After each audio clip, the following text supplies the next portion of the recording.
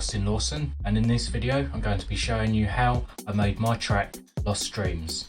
Before I carry on, please leave a like and subscribe to this channel to see more videos like this. Okay, let's move on to the first part, which is the drums.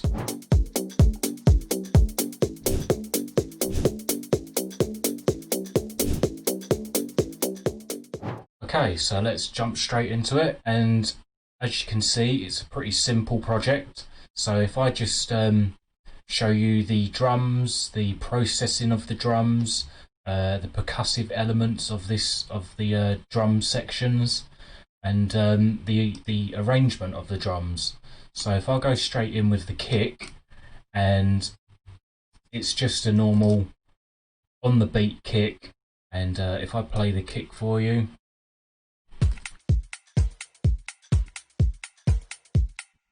you can hear it there. And what I've done to the kick is I just EQ'd it, so I took out some of the mid-range to it, took out the low end. This is important, especially if you've got quite a subby low end, so I just cut that out, and that's just routed straight to the master. There's no sort of like side chaining things going on with that, because that's going to be the thing that's on the beat all the time, and that's the thing you want to hear all the time. The next part is here. So I did something pretty cool with the snares and the claps on this one. So I actually had, I think, yeah, 3 different, I'm not actually using this one, but there's 2 different claps. Well, I think I used, what did I use? So percussive hit there, and on the first beat of the claps, I use this sound, which is more of your conventional clap sound, and that's more of like a just in the box 1 bar call and response between them 2. So when you hear that sort of keeps that sort of 1 bar looping when you hear them 2 sounds. On to the next part. I've labelled this percussion because I've used, so I've got this as the sort of in the background rhythmic sound.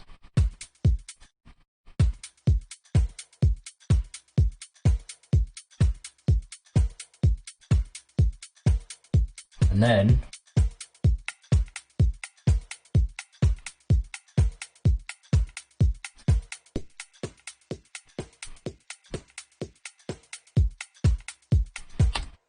so it's as you can see here, I've tried to create a small rhythm inside of these percussion hits, all on the offbeat as usual with house music. But I didn't use your standard hi-hat. I wanted it to be more sort of percussive, and that's where that sound comes from.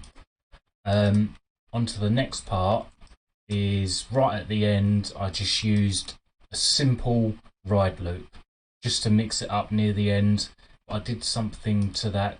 I think where did I put that? Oh, here it is. And that's just compressed, and then that just goes straight into the sidechain. In my what I normally do is I'll do small changes to the like EQ compressing of the drums in their own channel, and then I'll route them all to one channel, which would be the drum pattern channel, and I've used compression on that, just the normal FabFilter Pro C, and then that goes through to a reverb which I've automated throughout the track, and then destructor, and I've just added distortion to just give that bit more of a sizzle on the high end. That creates a good effect. And then EQ, just take out all the low end of the drums, just so you can give the subsection and the bass area just loads of room to sort of come through in the mix.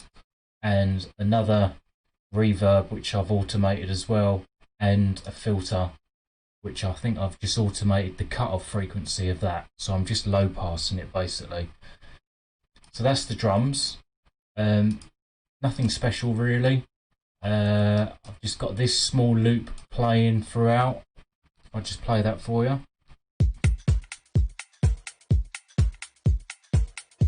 Actually, let me solo that.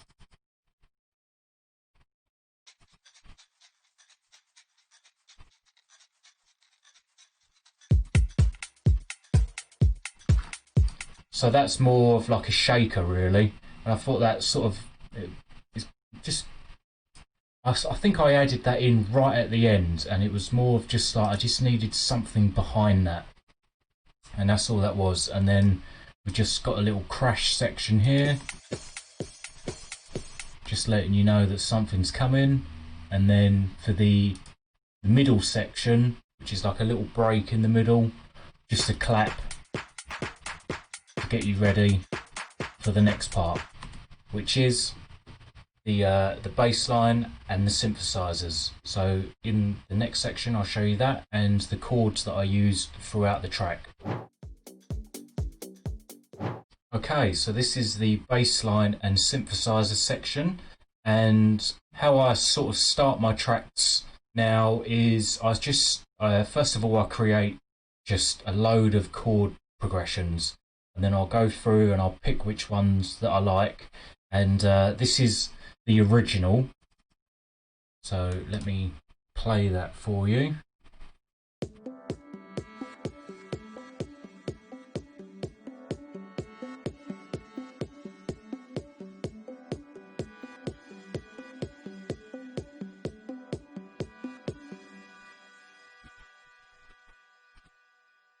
And that's it, and that's just a I think that's in an A minor chord. I think it's got to be, they're all in the white notes. So I've just used a massive preset for this, and the preset was called Lost Dreams, so I just named the track after that.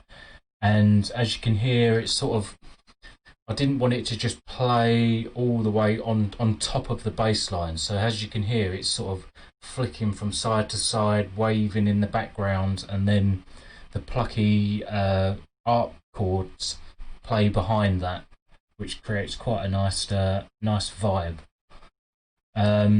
So that's the original chords. So this one here, this sounds that you hear on this one,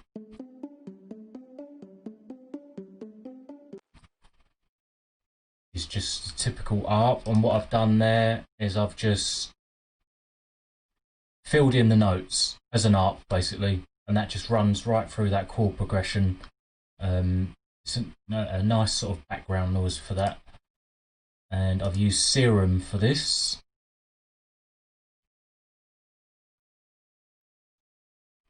And it's just a sine wave, that's it, which is really simple, and that's all I needed. I didn't need nothing special to go with this pluck, because it's just sort of accompanying the chords that are playing. Okay, so that's sort of like the middle section here, and then we have the bass line, which is pretty much predominant throughout the whole track, and that is exactly the same as that arp that I was just playing a second ago. So if I just play this bass line for you.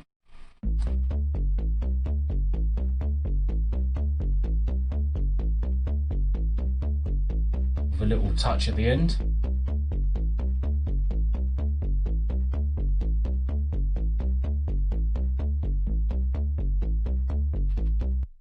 And that just reloops it. So what I've used there is Serum again, and it's just a saw wave and a square wave, and I'm just made a pluck basically. And I didn't really go crazy with this one with a lot of sound design. I really wanted to just sort of make a track where it was just simple. I didn't have to use automation and crazy LFOs going in and out. It's just filtering basically throughout the track. So that's that one. That's the bass line, and then you have the second half of the track, and this synthesizer just plays on top of the bass line, which just accompanies it.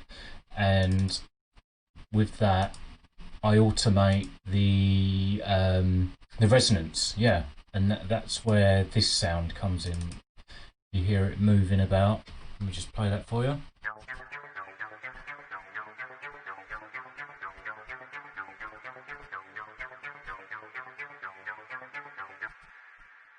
And with that, I just automated this, the resonance and that, so it just comes in and out at different points. I didn't really want to make it on the dot on every single point. I wanted it to be sort of like freehand sounding, so it's coming in and out, and then they sort of that comes in nicely with the bass line on the middle section.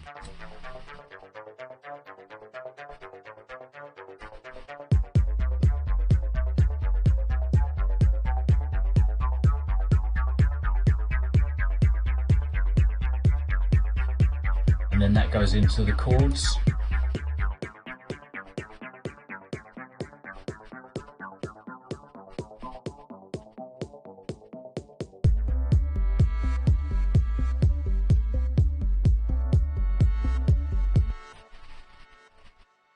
So yeah, so as you can see, I've used the chord progression and all the notes that are in that chord progression. If I just keep them the same and just do something different with the sound, then that keeps it interesting enough throughout the whole track.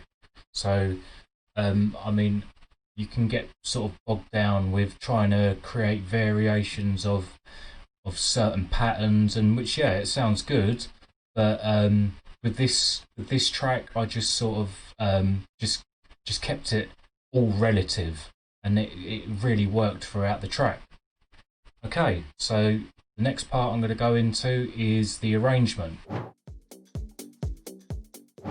Okay, so this is the arrangement of the track. I don't know if you're watching this, if you're a producer or if you're just starting to make music, but one of my biggest crutches in making music has always been arrangement.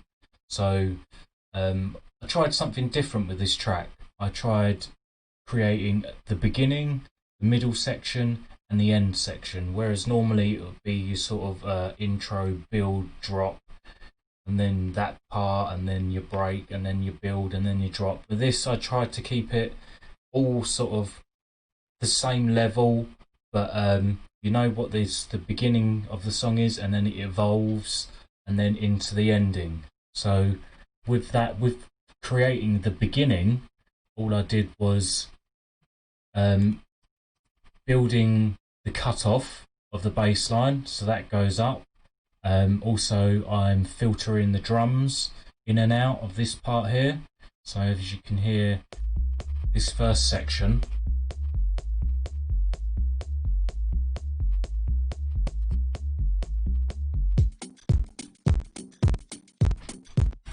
and then it just drops straight into the drums as filtered, and then it comes back out and then back in again, and then it builds, and now we're into the middle section, and then the chords come in. So I would say it's a bit of an unconventional arrangement, but it worked for this track.